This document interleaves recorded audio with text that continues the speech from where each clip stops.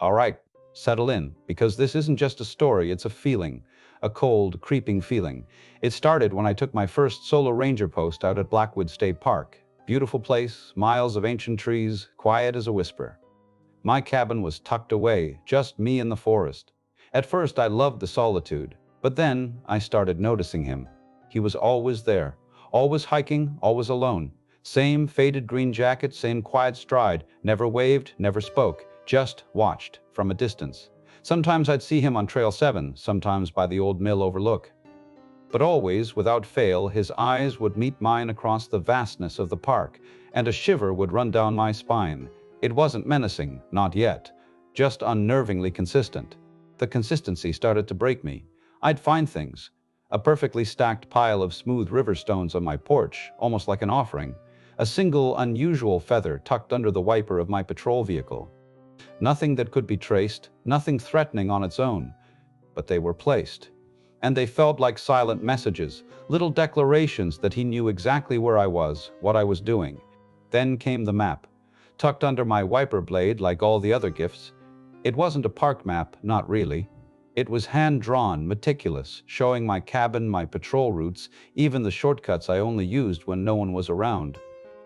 And there were little X's, subtle, almost invisible, marking spots I'd stopped, spots I'd paused to rest. He wasn't just watching me, he was charting me. The storm hit hard that night. Power flickered, then died. Roads washed out. I was cut off, miles from the nearest town. I tried the emergency radio, but it was just static. Then, through the driving rain and the terrifying flashes of lightning, I saw him, approaching my cabin. Not running from the storm, but walking with a purpose, his silhouette, tall and unyielding, against the chaos of the night. He reached the porch. Didn't knock, just stood there staring through the rain-streaked window directly at me. His eyes were unblinking, unnervingly still. I just stood, frozen. Then he slowly raised a hand to the glass. And with his finger he traced a perfect line down the condensation, like he was marking me, claiming this spot. My heart hammered against my ribs, a desperate drumbeat in the silent storm. I spent the longest night of my life barricaded in that cabin, listening to the storm and the silent presence outside. By morning, he was gone. When the rescue teams finally got through, they found nothing. No forced entry, no footprints in the mud, just a terrified ranger. They suggested it was the isolation, the storm playing tricks. I knew better. I transferred out far away to a city park, surrounded by people, hoping to bury that feeling.